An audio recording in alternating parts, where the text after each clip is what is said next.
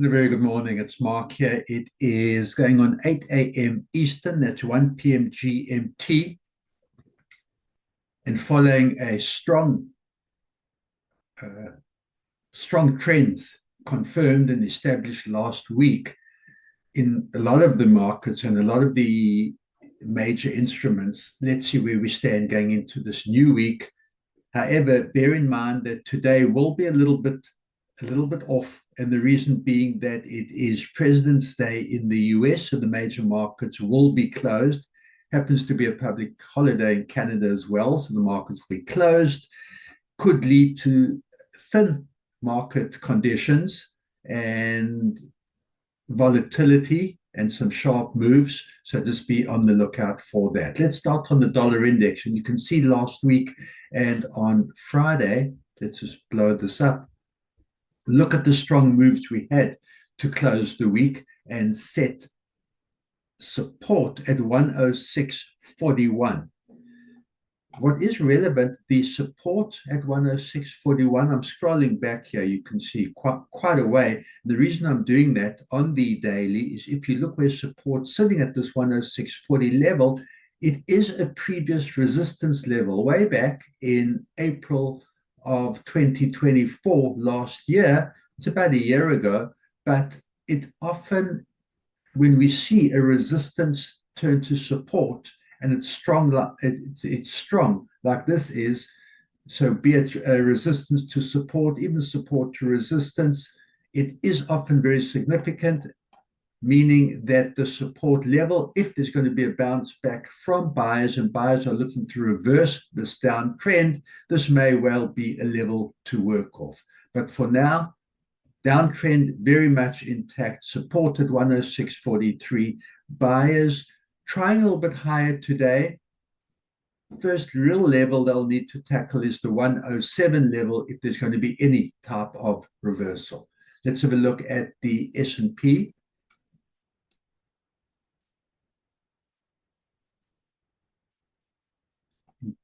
Well, I was going to say pre-market trading conditions, bearing in mind the markets are going to be closed, so it's not pre-market, but you can see a little fight back in the major equities, notably the S&P 500. Last week, you can see on Friday, it did fight back, ended up a doji, but the resistance at 6,145 is being tested again, and that'll lead to, if there is demand, when the markets reopen, if there is demand in the equity markets, 6,161, the all-time high, is where the S&P buyers will be looking at. Sellers, of course, will want to be looking below this open level of 6,134 and come back and challenge the 6,100 level. Gold. From a technical point of view, very relevant, the big sell-off that we saw on Friday on two fronts, close to almost a double top, you can see, over the last few days, tested on the 11th of February, the high at 2,941, and on Friday, we had a high of 2,939. So 2,940, I'm calling that the double top. More significant is the bearish engulfing candle we saw on Friday. However, at every opportunity and at every time that the sellers had, be it a retracement, profit taking, anything close to a turnaround, buyers have stepped in and there has been demand. And so far to start today, we're seeing that again at 2,874. Buyers have stepped in. There's no wick below and could well be an opportunity for buyers or for those that haven't enjoyed or been in this pre-existing uptrend that's lasted for pretty much this whole year, maybe an opportunity to rejoin the uptrend. Today's resistance so far, 2,905, and buyers will be looking to test and break above that 2,900.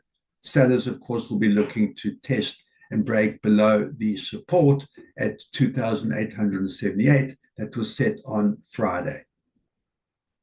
Let's have a look at oil. Very, very strong downtrend that we've had. support sitting at 73.80. Buyers just haven't been able to um, stop the slide in this big sell-off. There it did. We saw that a little bit last week, but came crashing down again. And like I say, that's 73.76, the level that sellers will be looking to test again. Buyers so far today did try a little bit higher. You can see this wick and set an intraday resistance at 74.93, just under the $75 level. But sellers have already stepped in and already lower low at 74.13.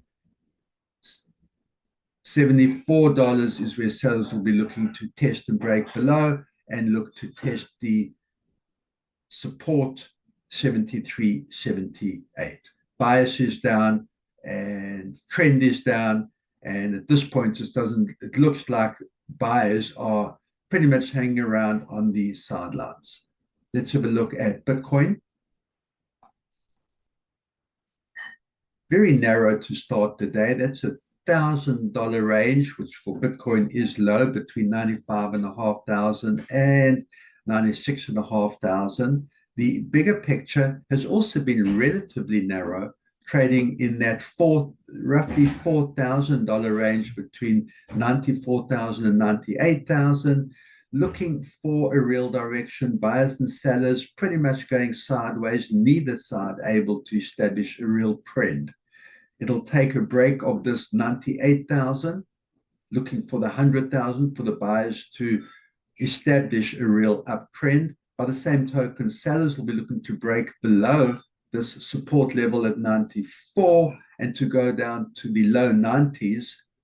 We go down a little bit lower, the 90s, 91, 92,000. Every time it's come to that level and sellers have been able to bring it that low, there has been demand and we have seen buyers step in.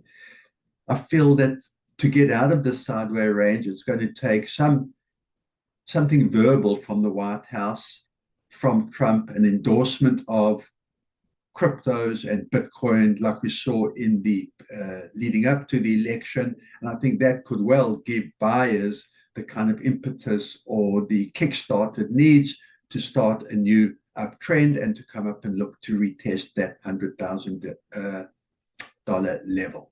Good trading, and I'll see you at the end of today's session.